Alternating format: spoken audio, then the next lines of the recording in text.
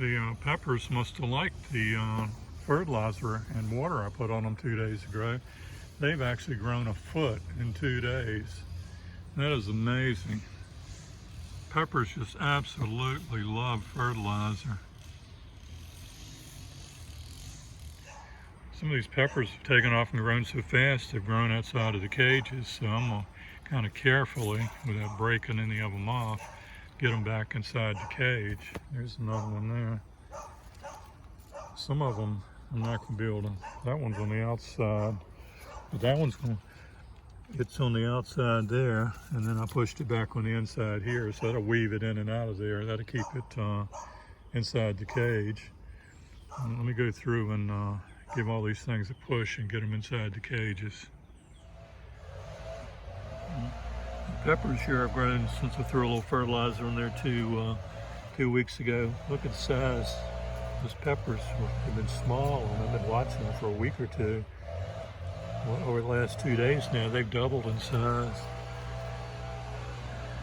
And they're still growing. They're supposed to be kind of yellow anyway. So I'll give them a couple more days and see if they'll yellow up a little bit.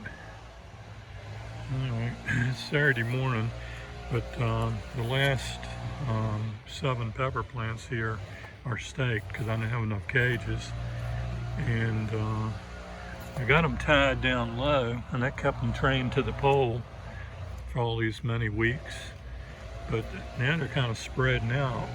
So I think Monday, I'm gonna at least try to loop another string around there and corral them a little bit so they just don't flop out. And you probably can see it better here. It's got 1, 2, 3, 4 prongs coming up, or stems, and you can see they're kind of, each one of them's kind of going away from the pole. If they get too heavy in a hard storm or wind, it might break them down a little bit, so I think a little more string would probably be in order here. Well, this big beautiful tomato here is starting to turn. Yep. I'll probably pick that one this afternoon, and I can go down to church for the vegetable giveaway tomorrow morning. Don't forget to dump your standing water. Helps to keep down the mosquitoes, although the mosquitoes out here this morning are absolutely awful. Well, it's a little wet to cut grass. You can see by my shoes, but the grass is not terribly tall. Of course, mostly what's here right now is crabgrass coming up in the summertime, and creeping Charlie over there. But it's rained now every night for the last 3 or 4 nights. And as soon as the sun finally decides to come back out, the grass is going to be growing fast. So I'm going to go ahead, even though it's wet, and knock it down. And as always, in the morning when you first decide to fire up your lawn equipment, always check the oil. Yep, that's right on the full mark. It's too late to check it after the engine slows down and it burns the crankshaft and rod bearing up. Check it before you fire it up every day. Also, be sure to check your tires before you take off. That one's flat. My air pump is saying it's flat. Let's see, turn the dial. I want 15 pounds in it.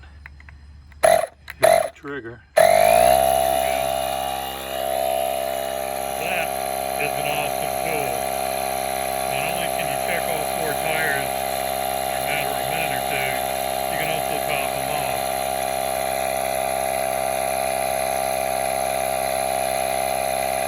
We're up to 7, 8, 9, 10. There we go, slowing down, topping it off. There you go, just like that, 15 pounds. Alright, we're ready to go. We aired up, we gassed up, and we oiled up. Now it's time to ride like the wind. You know, that's Toy Story. This is the busiest pollinator bush on the property here. It's called hyssop.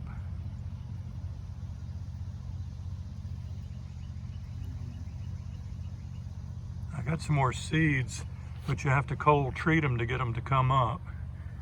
So I don't know that I'm gonna get them planted this year, but I'm gonna have to plant some more seedlings and plant more of those bushes next year. And just look how busy those bees are. They are everywhere. It's the tiny, tiny little ones in there with the big bumblebees. Of course, they like the coneflowers too.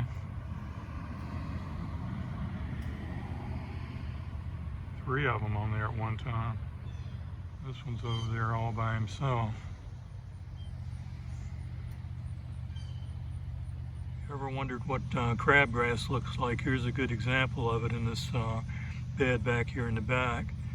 It's a summer annual, means it goes to seed every year, lays seed in your yard or beds, and then it comes back every summer. Okay, I pulled it up. See, it's got a ton of roots on it.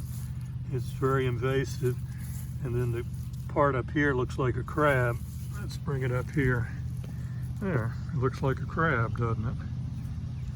Yeah, crab for your lawn. But I don't worry about it. And the like right along in here, it doesn't quite get it. Well, along here it does get enough sun. It only grows in places where it's tons of sun, and places up under the trees or where the beds are, it can't grow anyway. Oh, one good control I found for it is keep your yard mowed. It doesn't like getting cut too much, and it doesn't like getting cut low, because then it can out-compete with the Bermuda grass and other grasses and stuff that are in your lawn. So keeping your grass cut will kind of keep the crabgrass at bay. Another thing we will be getting here shortly is some onions. I walked back here in the back beds in the corner and saw these bulbs the other day, and I was shocked. They hadn't even started bulbing 2 or 3 weeks ago when I last checked them. There's some good old morning glory. Man, it's got enough rain. Look at that roots on that stuff. That stuff was 6 inches down in the ground. That's why it's hard to get rid of them. That one wasn't so deep. And this is a dandelion. Yeah, I got the tap roots on that. That's one thing about raised beds, the dirt's always loose. If they were out in the yard, you'd never pull them up like that. They'd break off. As soon as they break off the tap root, they come right back. All right, move the truck and the Jeep over so I can continue on with cutting the grass. We're halfway now. Old girl's running good. Another free lawnmower tip is when it's hot and you go to restart it, instead of pulling the throttle all the way up into the choke position, just leave it in the idle position, and when you go to start it up, it'll start a lot easier, won't flood. Sorry, the focus isn't very good. There you go. Let's just take a look at the Crape Myrtles. It's got some fairly new growth on it here for the last 2 or 3 weeks, and it's setting some blooms out here. But the old growth from May and June, the leaves are just turned black. It's got so much mold and mildew and everything on it. You know, it was really cool in May and June, and then we started off with this wet weather where we had almost a week of off and on rain, and then it started just like a thunderstorm every afternoon or either during the night. Evidently, the Crape Myrtles are not real thrilled with the weather we got, but there's some brand new leaf coming out there. So I think they're gonna bloom, but not like they normally do. No, another one of these cloudy gray days. And no, we can't blame it on the Canadian smoke this time. My neighbor's grilling something. But on days like this, when it's cloudy all day, you can see the tomatoes, but they don't, you know, you can just kind of look at them and tell they're not really growing. They're just sort of treading water, waiting for the sun to come out. We've had an awful lot of cloudy days in the last 30 days. Didn't catch him on camera, but the hummingbird was here. Hummingbird alert, they're in town, keep an eye out for him. Just saw the hummingbird again. He landed over on the Crape Myrtle on the side towards the house. And that's a nice looking bloom. That's a young bloom there before it finishes blooming out. You just saw the robins and the cardinals landed up here on they were up high on these poles. But I think I'm gonna pull some of these big ripe tomatoes off and put them in a bucket before these guys decide to peck a hole in a few of them. I don't care how many of these little ones they get, but I don't want them getting the big ones. There's another one over here. That's super fantastic, looks really good. I'm gonna get them off of there before the birds decide to do something stupid. Lots of tomatoes. Got a bucket and a half. Let me spread them out and see what they look like. Well, so far this is the biggest tomato harvest in the 2023 season. It's a lot of tomatoes, and yes, I did count them. It's 40 big round ones plus the smaller ones over there. And then you're gonna say, well, you're showing me the bottom of the tomatoes. You know, probably half of them are split. Well, let's look at that and see. And there you go with the stem side up. None of them are split. It's amazing.